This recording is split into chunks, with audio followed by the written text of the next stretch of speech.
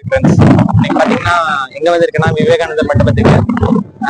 நம்ம எப்போ போல வந்து வருவேன். ஏன் இந்த விவேகானந்தர் மண்டபத்துக்கு வந்திருக்குன்னா, நம்ம வடங்கான் வந்து இங்கதான் எடுத்தாங்க. இந்த கன்னியாகுமரி மாவட்டத்தை பேஸ் பண்ணி தான் எடுத்தாங்க.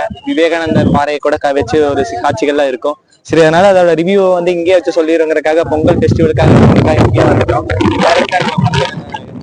கதைக்குள்ள போலாங்க. அதாவது எப்படின்னா, ஒரு படத்தோட கதாநாயகன் இருக்காரு. அவர் வந்து அவரால் சரியா வாய் பேச முடியாது.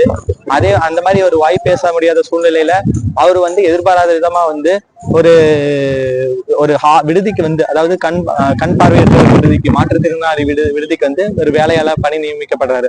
அங்க நடக்க கொடூர சம்பவங்களை வந்து இவர் கண்ணா பாக்குறாரு. அதை வந்து பார்த்து அந்த செய்யறவங்களை வந்து இவர் வந்து கொலை பண்ணிடுறாரு.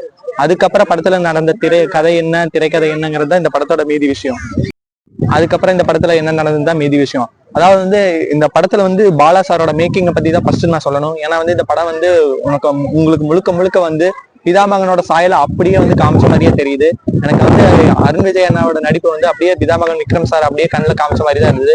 மற்றபடி அவர் காமிச்ச கதைக்களம் வந்து கொஞ்சம் வித்தியாசமானதாகவும், அந்த மாவட்டம் ஏதோ அந்த மாவட்டத்தில் இருக்கிற மக்களை பேஸ் பண்ணி, அவங்களோட வாழ்வியலை பேஸ் பண்ணி காமிக்கனால எனக்கு கொஞ்சம் டிஃப்ரெண்டா தோணுச்சு. அதில் பாத்தீங்கன்னா ஹீரோயின் கேரக்டர் இருக்காங்க. அந்த ஹீரோயின் கேரக்டர் வந்து ரொம்ப அற்புதமான நடிப்பு. அவங்க பாத்தீங்கன்னா பலமொழி பேசுறவங்களா நடிச்சிருக்காங்க. அப்படி பலமொழி பேசுறவங்களா நடிச்சிருக்கிறப்ப வந்து அங்க வர விவேகானந்தர் பார்வைக்கு வர டூரிஸ்டர் ஒவ்வொருத்தருக்கும் வந்து வித்தியாசம் வெவ்வேறு மொழியில பேசி அவங்களை காண்பிச்சு கூட்டிட்டு போறாரு. அந்த ஹீரோயினுக்கு நம்ம ஹீரோ மேல காதல் அப்படிலாம் வந்து படத்துல வந்து திரைக்கதையை திணிச்சிருக்கிறாங்க. அப்புறம் பாத்தீங்கன்னா அதுல வந்து பெண்களுக்கு எதிராக நடக்கிற கொடுமைகளுக்கு இவர் வந்து எதோ ரியாக்ஷன் பண்ணாம டக்குன்னு கொண்டுறாரு. கொன்ன இடத்துல போய் டைரக்டாவே வந்து நீதிபதி கிட்ட ஒப்புக்கிறாரு. நான் தான் ஒரு குற்றவாளின்னு ஒப்புக்கிறாரு. அவர் சைகை மொழியில சொல்றாரு. இந்த நீதிபதியா வர கதாபாத்திரம் அதே மாதிரிதான் நம்ம மிஷ்கின் சாரு சொல்லவே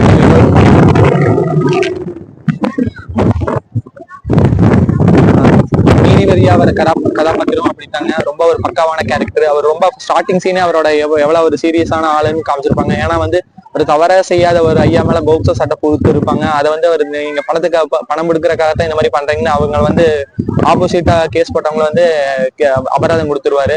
அப்படி இருக்கிற ஒரு நீதிபதி வந்து இவரை வந்து தூக்கி உள்ள ரிமாண்ட்ல வச்சு மறுபடியும் வெளியே வராரு. வெளியே வந்த பிறகு ஏன் பண்ணங்கிறக்காக சமுத்திரக்கனி சார் தான் வந்து விசாரிக்க வராரு. விசாரிக்கப்பட்ட பிறகு என்னென்ன காட்சிகள்லாம் படத்துல மீதி நிகழுதுன்னு பாத்தீங்கன்னா உங்களுக்கு படம் பார்த்த பிறகு தெரியும். எனக்கு வந்து இந்த படத்தை வந்து திரைக்கதையா பாக்குறப்ப வந்து ஒரு பெரிய விஷயம் இல்ல. ஆனா அவரோட மேக்கிங்ல தான் கொஞ்சம் டிஃபரன்ஸ் இருந்தது. என்ன அவரோட காட்சிகளை உச்சக்கட்ட காட்சிகள்லாம் இந்த கொடூரமான வன்முறையான அதெல்லாம் ரொம்ப எல்லாம் வந்து இல்ல.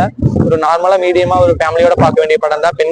பெண்களுக்கு எதிராக நிகழும் குற்றங்களுக்கு எதிரான திரைப்படம் தான். இந்த படத்தை நீங்க வந்து குடும்பத்தோட பார்த்தாலும் உங்களுக்கு திருப்தி தரும்.